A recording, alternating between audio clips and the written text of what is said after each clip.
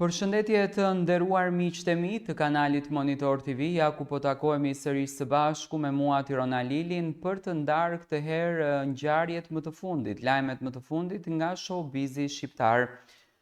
Do të nisim këtë ditë me Fifin edhe Eglin, dy shoqe tashmë të përbetuara, dy kolege të përzgjedhura nga njëra tjetra, për të nisur një rrugtim pas përfundimit të Big Brotherit për Eglin. Egli Tako ditën e djeshme ka postuar një fotografi që e la për ta kuptuar që Egli ndodhet në Prishtinë, është në SBS studio, le t'i themi, atje ku Fifi ka kontratën dhe ku po bën të gjitha hitet, këngët e bukura që Fifi ka sjellur në skenë, dhe ditën e djeshme patëm fatin të dëgjojmë edhe këngën e Fifit që do ta sjellën së shpejti me një videoklip. E përafërt ishte me këngën e Gjestit, e ngjashme me këngën e Gjestit, le të them lëvizjet dhe jo teksti, ashtu siç u komentua shumë që teksti është i përafërt me këngën e Gjestit. Një fjalë që në fakt ishte e komentueshme në këtë mes ishte fjala e jemja e jotja. Domethënë kjo është fjala që është përdorur pothuajse tek të dy artistët në këngë, por që nënkupton dhe la të nënkuptuar që pas këtyre teksteve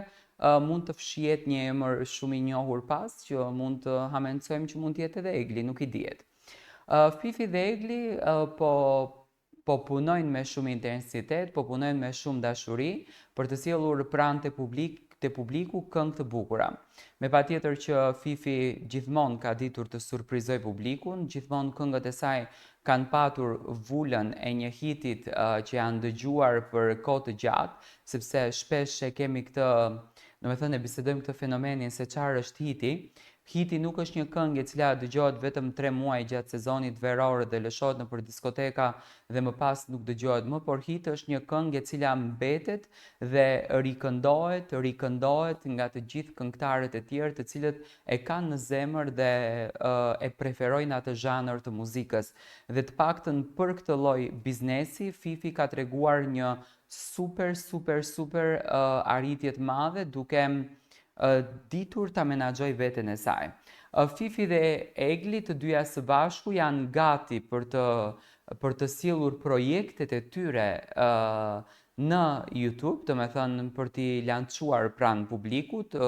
duke që punojnë me shumë vrull të madh, duke që punohet me shumë intensitet. Nuk mund të them se sa klipe kanë xhiruar, por nga informacionet që unë kam arritur të kuptoj, janë deri më tani 3 klipe të xhiruar, domethënë një klip i përbashkët mes Eglit edhe Fifit dhe më pas 2 klipe apo 2 këngë të shoqëruara me videoklipe janë solo. Ditën e djeshme ka qarkulluar dhe një fotografi të cilën dua ta sqaroj për të gjithë publikun, që të dinë se ku të drejtohen, si të drejtohen dhe çfarë të shohin. Kjo në një farë formë është edhe një lloj reklame, por gjithsesi këto njerëz e meritojnë sepse janë njerëz të mrekullueshëm. Ditën e djeshme ka qarkulluar një fotografi me moderatorin më të suksesshëm të Kosovës, Labinot Gashin, i cili në Instagramin e tij ka nxjerrë një selfie të shkrepur me Eglin edhe me Fifin nga atelja e tij. Të gjithë filluan hamencimet që Egli do të jetë e ftuar në një kafe me Labin. Kam qenë shumë skeptik rreth këtij drejtimi, sepse unë e di shumë bukur që Egli ka një kontratë me Topin dhe nuk e ka të drejtën të delë nëpër mediat e tjera, jo që Topi, domethënë, i mban me egoizëm, i mban me urrëtie, por normalisht janë produkte që Topi krijoi dhe ekskluzivitetin për të gjithë rrugtimin e tyre, qoftë atë artistik, qoftë atë privat, me patjetër që do ta merr Topi dhe në një kafe me Labin do të jetë Fifi. Domethënë Fifi është e ftuar, e cila për herë të parë do të flet për projektet, për bashkëpunimet dhe aty do të zbulon edhe rrugtimin e saj me Eglin, që thuhet se kanë qenë shoqe që në kohën kur Egli Tako ka qenë në një lidhje me Olsi Bylykun. Gjithsesi,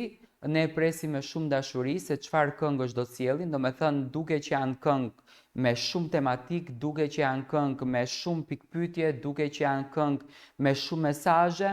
ndoshta edhe mesazhe private drejtuar njëri tjetrit, me patjetër që do ta përdorni këtë fenomenin, në qoftë se gjesti nuk i dërgon një mesazh eglit në këngë apo në qoftë se egli nuk i dërgon një mesazh gjestit në këngë, atëherë ato kanë humbur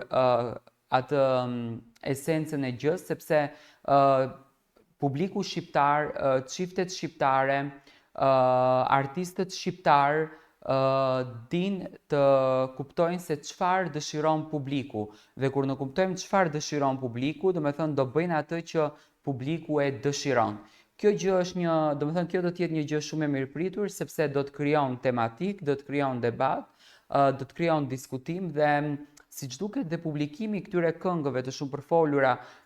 të shumë komentuara, do të jetë në afate kohore të njëjta me sa unë shoh, pasi që vetëm ditën e djeshme Fifi ka lançuar menjëherë të ngjashme videon pas videos së gjestit, i bie që shkojnë në të njëjtin rrugtim, domethënë që marrin vëmendje nga njëri tjetri. Këngët gjithsesi, të dy këngët ishin, apo të dy demot apo pjesët e vogla të këngëve, t'i quajmë si të doni ju, ishin shumë të bukura, ishin shumë dinamike, ishin shumë verore, ishin shumë të pritura për publikun, shumë të pëlqyera. Domethënë vetëm në Instagram gjestit kënga i shkoi për shumë pak kohë 1 milion, domethënë u prit shumë mirë dhe mori një duartrokitje, mori një popularitet shumë të bukur që i dha publikut vërtet një energji që ndoshta i kishte munguar për javë të tëra, pasi që publiku 7 muaj ishte mësuar me gjestin duke e ndjek non-stop në 24/7, ishte mësuar me energjinë e tij. Gjithsesi, ne do të takojmë sërish së bashku, vazhdojnë të ndiqni me subscribe,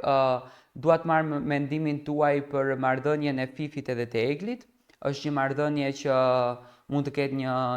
një të fshehur edhe gjestin nga mbrapa. Ju e dini shumë bukur që çifti